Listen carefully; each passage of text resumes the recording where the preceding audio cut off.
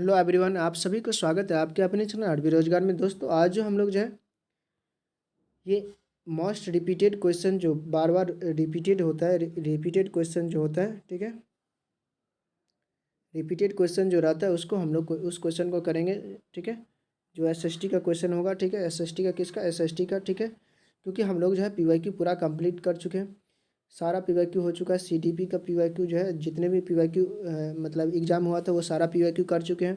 ठीक है, एसएसटी जो है पूरा पीवाईक्यू का वीडियो डाला हुआ है। ठीक है, अभी तक नहीं देखे तो जा करके देख सकते हैं, प्लेलिस्ट में डाला हुआ है, वहाँ से अपनी तैयारी को बेहतर कर सकते हैं। हिंदी का भी किए हैं, ठीक है, वो भी प्लेलिस्ट से जा करके देख सकते हैं, अपनी तैयारी को बेहतर कर सकते हैं। अभी तक चैनल को सब्सक्राइब नहीं किया तो चैनल को सब्सक्राइब कर लेंगे और अपने फ्रेंड सर्कल भाई बहन में भी शेयर कर सकते हैं, जो भी अगर सीटेट का तैयारी करे उन्हें हेल्प मिल सके। ठीक है, इससे पहले का वीडियो नहीं देखे तो प्लेलिस्ट से जा करके देख सकते हैं, अपनी तैयारी को बेहतर कर सकते हैं। ठीक है, इसका पीडीएफ चाहिए तो आप लोग टेलीग्राम चैनल ज्वाइन कर सकते हैं, वहाँ से आप लोगों को पीडीएफ मिल जाएगा। ठीक है दोस्तों, ये क्वेश्चन इस तरह से डिजाइन किया गया है जो हर एक बार कभी ना कभी यानी हर एक बार जो है पूछा गया है। ठीक है, यानी रिपीटेड क्वेश्चन है।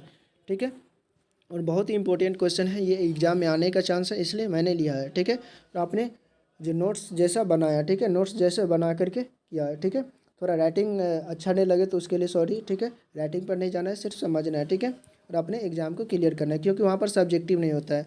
आप लोगों को वहाँ पर राइटिंग नहीं चेक किया जाएगा, ना ही मैं दूंगा एग्ज़ाम तो मेरा, ना ही आपका। ठीक है, राइटिंग का कोई रोल नहीं रहता। ठीक है, वहाँ पर कितना नॉलेज है ये दिखाना होता है। ठीक है, कितना स्कोर करते वो दिखाना होता है। ठीक है, यानी पास होते कि नहीं वो दिखाना होता है। ठीक है, तो चलिए हम लोग जो है शुरुआत करते हैं। ठीक है, तो पहला क्वेश्चन ये है कि लद्दाख को छोटा तिब्बत भी कहा जाता है, यानी लद्दाख को छोटा तिब्बत कहा जाता है। इस तरह का क्वेश्चन आएगा तो क्यों कहा जाता है, इसका ये 3 रीजन है। क्या दिया गया कि धार्मिक समानता के कारण, ठीक है, समान भोजन के कारण और भाषाई समानता के कारण। ठीक है, इस कारण से ऐसा होता है। और डी में क्या दिए देगा, जो दे देगा भौगोलिक भौगोलिक भौगोलिक भौगोलिक समानता के कारण। ठीक है, भौगोलिक समानता के कारण। ठीक है, ठीक है, तो ये क्या हो जाएगा, गलत हो जाएगा। भौगोलिक समानता के कारण छोटा तिब्बत नहीं कहा जाता। ठीक है, भौगोलिक समानता नहीं है। ठीक है, इसलिए इसे छोटा तिब्बत नहीं कहा जाता। ठीक है, तो ये क्या हो जाएगा, गलत हो जाएगा। ठीक है, और इसके बारे में भी जान लेते, ये क्या है, यहाँ पर जो है इसे क्या कहा जाता है, यानी यहाँ जो यानी ठंड रेगिस्तान, ठंड रेगिस्तान भी इसे कहा जाता है। ठीक है, ठंडा रेगिस्तान, ठंडा रेगिस्तान। ठीक है, रेगिस्तान। ठीक है,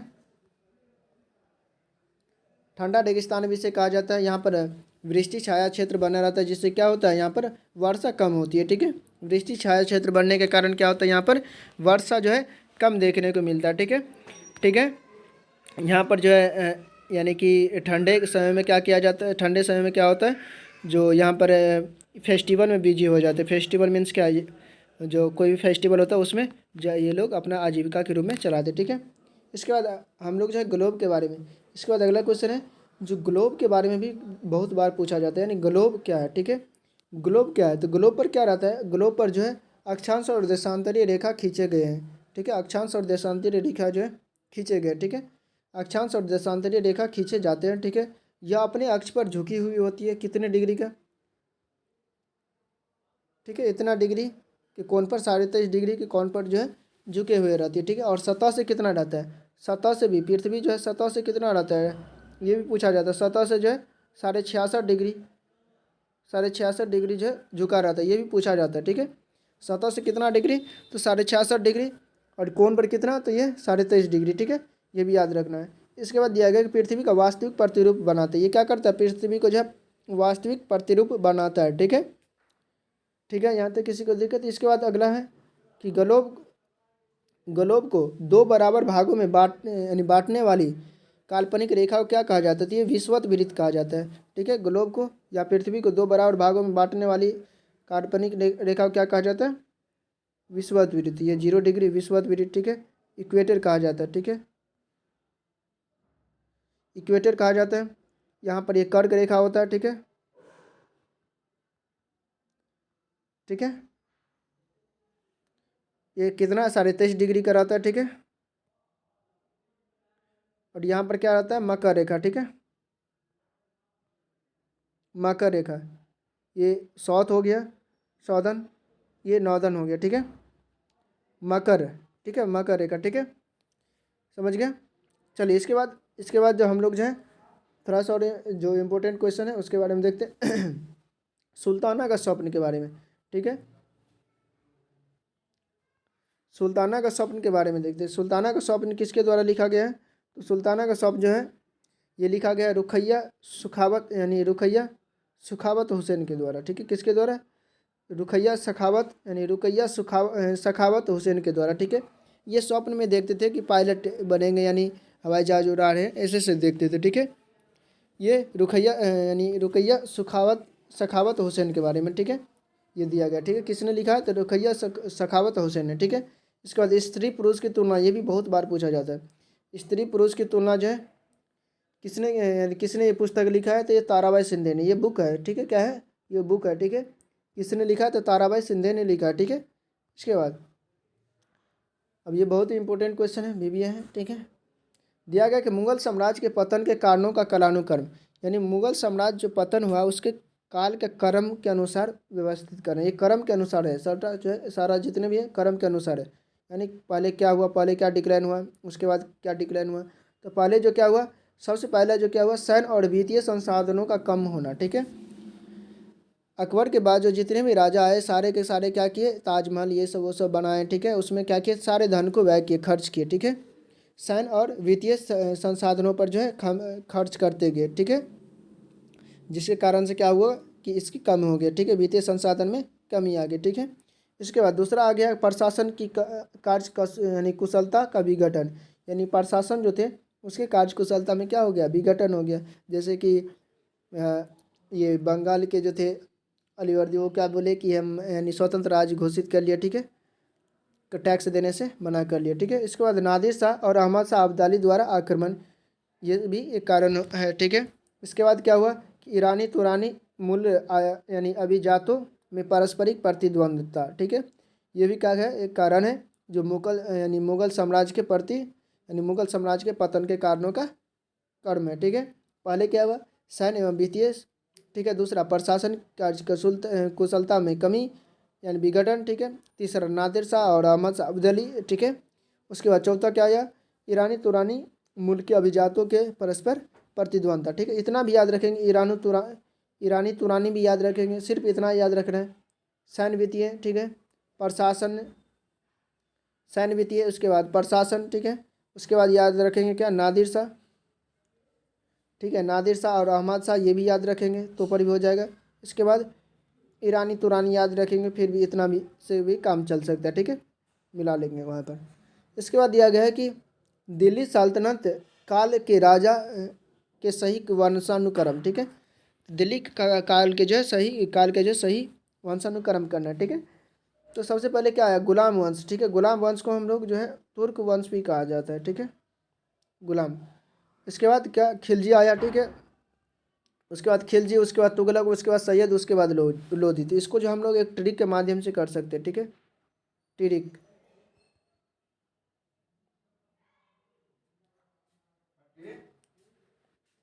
तो चलिए हम लोग जो है इसका ट्रिक देखते हैं, यानी कि दिल्ली सल्तनत काल के जो है वंशानुक्रम का जो है इसका जो ट्रिक देखते हैं। तो इसका ट्रिक क्या है, गुल यानी गुड़ खाए तसले में, ठीक है, खाए तसले में, तो स ले, ठीक है। तो इससे याद रख सकते हैं, ठीक है। अब यहाँ से क्या हो जाएगा, गु से हो गया गुलाम वंश या तुर्क वंश, ठीक है। ख से हो गया खिलजी वंश, ठीक है। इसके बाद त से हो गया तुगलक वंश, और स से सैयद वंश, और ल से लोधी वंश। इस तरह से भी याद रख सकते हैं, यानी गुड़ खाए तसले में, ठीक है। इस तरह से आप लोग न्यूमोनिक्स के माध्यम से भी याद रख सकते हैं, यानी ट्रिक के माध्यम से भी याद रख सकते हैं, ठीक है। इसके बाद सबसे लंबा कार्यकाल किसका था, सबसे लंबा कार्यकाल किसका था, ये तुगलक का था, ठीक है। तो यानी दिल्ली तुगलक वंश का जो है सबसे लंबा कार्यकाल था, ठीक है, किसका, तो तुगलक वंश का सबसे लंबा कार्यकाल, ठीक है। और सबसे छोटा कार्यकाल किसका, खिलजी वंश का सबसे छोटा कार्यकाल था, ठीक है। चलिए इसके बाद जो है एक और इम्पोर्टेंट क्वेश्चन ये आ जाता है, ठीक है। आदिवासी समाज की विशिष्टता का श्रेय, ठीक है, ये किसके कारण से ये विशिष्टता के रूप में जाने जाते हैं आदिवासी? ये जाति व्यवस्था के प्रचलन को, ठीक है, किसके, तो ये जाति व्यवस्था के प्रचलन को, ठीक है। इसके बाद दूसरे प्रचलित धर्मों से भिन्न होते हैं। ये आदिवासी लोग कैसे होते हैं, यानी दूसरे जो प्रचलित धर्म है उनसे क्या ये भिन्न होते हैं? अनेक प्रकार के जनजातीय धर्मों के पालन को, ठीक है। विशिष्ट भाषा के प्रयोग करते हैं, यानी विशिष्ट भाषाएं जो है ये लोग प्रयोग करते हैं, ठीक है। एक अलग ही भाषा ये लोग बोलते हैं, ठीक है। इसके बाद हम लोग जो है थोड़ा मॉडर्न हिस्ट्री का कुछ क्वेश्चन है। जो 1817 ईस्वी में स्कॉटलैंड के जो अर्थशास्त्री थे और राजनीतिक जो जेम्स मिल जो थे, उन्होंने क्या किया था, भारत के जो है तीन विशाल कालखंडों में जो है बांटा था, ठीक है। जो इसने बुक जो जिस बुक में बांटा था उस बुक का नाम था a history of British India, ठीक है। A history of British India यानी ब्रिटिश भारत के इतिहास में बांटा गया था, ठीक है। उसने कहा यानी उनका कहना था कि यानी राय था कि सभ्यता के राह पर ही ले जा सकता है, यानी ब्रिटिश क्या कर सकता है, सभ्यता के राह पर ले जा सकता है। ये लोग सब नहीं है, यानी भारतीय लोग सब नहीं है, उसका कहना ये था, ठीक है, कि हम लोग जो है सब नहीं है, ब्रिटिश आए हैं वही जो है सभ्यता के राह पर ले जाया जा सकता है, ठीक है। वो इस बुक में ये संदेश दिया यानी लिखा है, ठीक है। और इसने जो है इस किताब में उन्होंने इतिहास को 3 कालखंडों में विभाजित किया, हिंदू काल, मुस्लिम काल और ब्रिटिश काल, ठीक है। 3 कालखंडों में विभाजित किया था, ठीक है। लेकिन हमारे इतिहासकार, भारतीय इतिहासकार क्या करते हैं कि प्राचीन भारत, मध्यकालीन और आधुनिक के बारे में यानी आधुनिक इसमें बांटते हैं, यानी इस 3 कालखंडों में बांटते हैं, यानी समय के अकॉर्डिंग बांटते हैं। लेकिन इन्होंने क्या किया था, यानी जाति के अकॉर्डिंग यानी धर्म के अकॉर्डिंग ये बांटा था। हिंदू इससे पहले शासन करे तो हिंदू धर्म के यानी हिंदू, उसके बाद मुस्लिम शासन किया तो मुस्लिम का शासक रहा तो मुस्लिम काल, और ब्रिटिश आया तो ब्रिटिश काल, ऐसे इस कालखंडों में विभाजित किया था, ठीक है। इसके बाद जो है अभिलेखागार, ये भी पूछ सकता है कि अभिलेखागार क्या होता है, यानी दस्तावेजों को संभाल कर रखना क्या कहलाता है, अभिलेखागार, ठीक है। इसमें सारे दस्तावेज जो पुरानी कॉपी भी आप नकल भी यहाँ से निकाला जा सकता है, ठीक है। जिसे जहाँ पर जो है दस्तावेजों को संभाल कर रखा जाता था, ठीक है। इसके बाद खुशनवीसी क्या होता है या सुलेख नवीसी, ठीक है।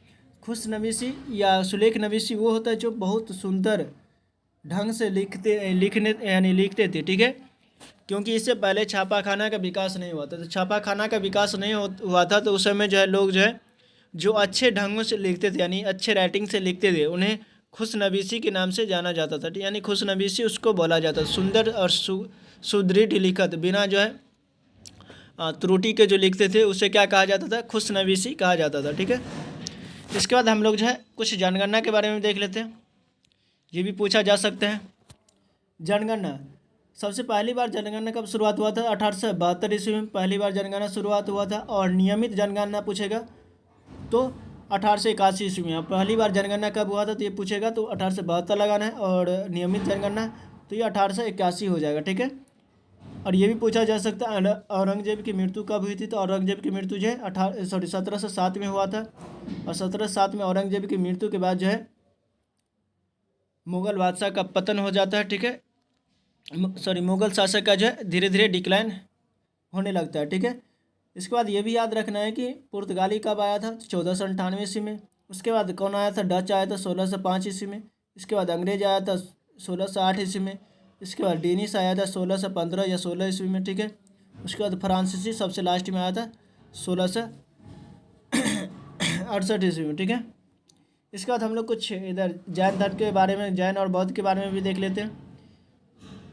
दिया गया जैन और बौद्ध भिक्षुनियों के लिए आरंभिक विहार किसके बने थे, यानी जैन और बौद्ध के जो भिक्षुक या भिक्षुनियों जो थे उनके लिए जो प्रारंभ में जो विहार जो बनाए गए थे यानी रहने का स्थल बनाए गए थे वो किसका था, तो लकड़ी के बनाए गए थे। किसके, लकड़ी के बनाए गए थे, ठीक है। लकड़ी के बनाए गए थे और उस जगह के जो स्थानीय लोग रहते थे उनको दवाई खाना ये सब पहुंचाया करते थे। ये बारिश के समय में जो है इस लकड़ी के यानी विहार में यानी घर में जा कर के उस विहार कहा जाता है जहाँ पर बौद्ध या जैन धर्म के जो भिक्षु भिक्षुणी रहते हैं तो वहाँ जा कर के यानी रहते थे, ठहरते थे, ठीक है। इसके बाद ये आत्मन के बारे में, यानी आत्मन, ये भी पूछा जाता है कि आत्मन की अवधारणा, ये आत्मन दिया गया है जो ज्योग्राफी में दिया जाता, ज्योग्राफी में होता है, ठीक है। आत्मन की अवधारणा पढ़ाने के लिए सबसे अच्छा तरीका कौन सा हो जाएगा, तो ये प्रदर्शन के माध्यम से हम लोग आत्मन पढ़ाएंगे। क्योंकि आत्मन क्या होता है, ये जैसे अर्थ है, ठीक है। अगर अर्थ है, इधर से अगर टॉर्च जलाते हैं, इधर से ये टॉर्च मान लेते, ये टॉर्च है, ठीक है, ये टॉर्च है, ठीक है। यहाँ से अगर टॉर्च जलाते तो इधर से रोशनी जाएगी, तो इधर क्या होगा, इधर रोशनी आएगा, ठीक है। ये भाग में क्या आएगा, रोशनी रहेगा, और ये भाग इधर क्या हो जाएगा, अंधेरा हो जाएगा, इधर अंधेरा हो जाएगा, ठीक है, इधर अंधेरा हो जाएगा। ये हम लोग कैसे करेंगे, प्रदर्शन करके करवाएं, ठीक है। और इधर उजाला, ठीक है। प्रदर्शन जब तक नहीं करेंगे, यानी दिखाएंगे नहीं वास्तविक रूप से, तब तक स्टूडेंट समझेगा नहीं। तो क्या करेंगे, इसको प्रदर्शन के माध्यम से समझा सकते हैं, ठीक है। तो इसे प्रदर्शन कहा जाता है, ठीक है। अब हम लोग जो है उत्तरी अमेरिका चलते हैं, उत्तर अमेरिका, ठीक है। वहाँ पर जो है प्रेरी का मैदान है, उसके बारे में देखते हैं। प्रेरी का मैदान जो है कहाँ पर, उत्तरी अमेरिका में ठीक है। इसे क्या कहा जाता है, इसे कभी कभी पूछ लेगा कि विश्व का धन्य गाड़ किसे कहा जाता है, तो प्रेरी को कहा जाता है। या दुनिया का अन्न भंडार किसे कहा जाता है, तो प्रेरी को कहा जाता है। इससे पहले हम जो है अमेजन बेसिन के बारे में पढ़े थे, जो दक्षिण अमेरिका का, यानी उत्तरी भाग का जो है दक्षिण अमेरिका का भाग था, ठीक है। दक्षिण अमेरिका में जो है अमेजन बेसिन के बारे में हम लोग पढ़े थे। वहाँ पर क्या किया जाता था, जो कासावा की खेती किया जाता था, जो आलू की तरह जो है ज़मीन के अंदर पाया जाता था, ठीक है, यानी उगाया जाता है, ठीक है। उसके बारे में पढ़े थे। वहाँ उस अमेजन बेसिन में जो है एक जगह से दूसरी जगह जाने के लिए हेलीकॉप्टर या वायुयान का यूज किया जाता था, ठीक है, क्योंकि बहुत ही सघन होता था। वहाँ कर्तन एवं धान की कृषि होता था, ठीक है। ये सब हम लोग पढ़े थे पिछले क्लास में, ठीक है। आज हम लोग जो ये देखेंगे कि इस प्रदेश में अत्यधिक गेहूं उगाया जाता है। इस प्रदेश में अब फसल के रूप में कौन सा, ये भी पूछा जाता है कि प्रेरी में कौन से सबसे ज़्यादा फसल उगाया जाता है, तो ये गेहूं फसल सबसे ज़्यादा उगाया जाता है, ठीक है। प्रेरी में कौन सा सबसे ज़्यादा फसल उगाया जाता है, तो गेहूं फसल सबसे ज़्यादा उगाया जाता है, ठीक है। इस जगह यानी यह कहाँ पर, उत्तरी अमेरिका में, बता दिए, ठीक है। इसके बाद दिया गया है यहाँ के लोग बहुत मेहनती होते हैं, ठीक है, और समृद्ध प्राकृतिक संसाधनों का उपयोग करने के लिए प्रौद्योगिकी का सफलतापूर्वक उपयोग किया है, ठीक है। इन्होंने प्रौद्योगिकी का क्या किया, सफलतापूर्वक उपयोग किया है, ठीक है। इसके बाद खेती करने का तरीका यहाँ का क्या है, ये भी देख लेते। खेती करने का तरीका इन लोगों का क्या है। ये लोग जो खेती का तरीका क्या है, ये ट्रैक्टर से, ठीक है, हार्वेस्टर का यूज करते हैं, ठीक है, कंबाइन ये सब आदि का यूज करते हैं, ठीक है। उत्तरी अमेरिका को अधिशेष खाद्य भंडार बना देता है, ये सब चीज़ का यूज ये लोग उपयोग करते हैं, ठीक है। इसके बाद हम लोग जो है जूट के बारे में अब चलते हैं, बिहार यानी भारत अपने देश और बांग्लादेश की ओर। जूट जो है सबसे ज़्यादा, जूट को गोल्डन फाइबर भी कहा जाता है, ठीक है। जूट सबसे ज़्यादा भारत और बांग्लादेश में उगाया जाता है, ठीक है, यानी उत्पादन होता है, ठीक है, भारत और बांग्लादेश में, ठीक है। दिया गया यहाँ पर भारत और बांग्लादेश में सबसे ज़्यादा अग्रणी उत्पादक देश कौन सा, जूट और भारत और बांग्लादेश है, ठीक है। इसे पटसन भी कहा जाता है, इसका दूसरा नाम क्या है, पटसन भी है, ठीक है। इसे गोल्डन फाइबर भी कहा जाता है। यहाँ पर देख सकते हो कि इसे गोल्डन फाइबर भी कहा जाता है, ठीक है। ये जलोढ़ मिट्टी पर अच्छी तरह से बढ़ता है, किस पर, तो ये जलोढ़ मिट्टी पर जो है अच्छी तरीके से बढ़ता है, ठीक है। उच्च तापमान चाहिए इन्हें, ठीक है, भारी वर्षा भी चाहिए इन्हें, और आर्द्र जलवायु इन्हें चाहिए, ठीक है, आर्द्र जलवायु चाहिए, ठीक है। क्या क्या, उच्च तापमान, भारी वर्षा, आर्द्र जलवायु, ठीक है, की आवश्यकता होती है। यह फसल उष्णकटिबंधीय क्षेत्रों में उगाई जाती है। कहाँ पर, उष्णकटिबंधीय क्षेत्रों में उगाया जाता है, ठीक है। जैसे ये इस एरिया में उगाया जाता है, ठीक है। कर्क रेखा हो गया, कर्क और मकर, ठीक है, इस क्षेत्र को उष्णकटिबंधीय कहा जाता है, ठीक है, ठीक है। तो इस क्षेत्र में ये पाया जाता है, ठीक है, सबसे ज़्यादा उगाया जाता है किस क्षेत्र में, इस क्षेत्र में, ठीक है। तो कर यानी उष्णकटिबंधीय क्षेत्रों में ये उगाया जाता है, ठीक है। क्या चीज़, तो जूट या पटसन या गोल्डन फाइबर, जो भी कह सकते हो। इसके बाद हम लोग जो है गेहूं के बारे में, गेहूं और जौ के प्राचीन भारत की तरफ जाते हैं।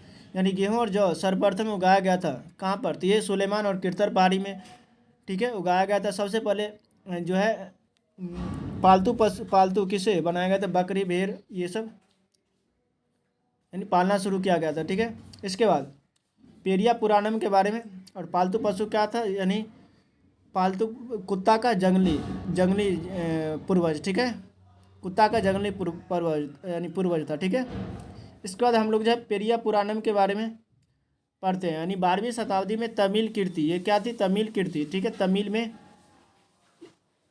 तमिल कीर्ति था। ठीक है, पेरिया पुराणम क्या है, 12वीं शताब्दी की क्या है, ये तमिल कीर्ति है। ठीक है, जो चोल काल के दौरान पुरुषों और महिलाओं के बारे में जानकारी देता है। जो चोल काल के दौरान जो है किसके बारे में, पुरुष और महिलाओं के बारे में क्या देते हैं, ये जानकारी देते हैं। ठीक है, इसके बाद हम लोग जो है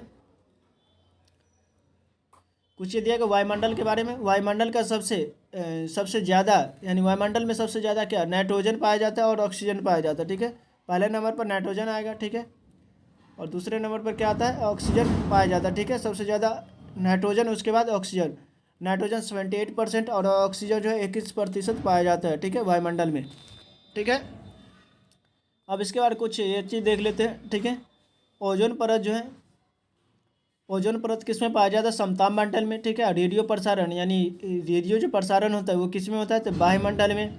ठीक है, मौसम संबंधी घटनाएं क्षोभमंडल में होता है, और पतली हवा किस में रहता है, तो बहिर्मंडल में। ठीक है, पतली हवा किस में, तो बहिर्मंडल में। ठीक है, सबसे पतला परत कौन सा होता है, तो बहिर्मंडल ही होता है। ठीक है, तो चलिए आज जो है यहीं तक रखते हैं। ठीक है दोस्तों, फिर मिलते हैं अगले दिन अगले मोस्ट रिपीटेड क्वेश्चन के साथ। तब तक के लिए बाय, जय हिंद, जय भारत। इसी तरह से आप लोग तैयारी करते रहिए।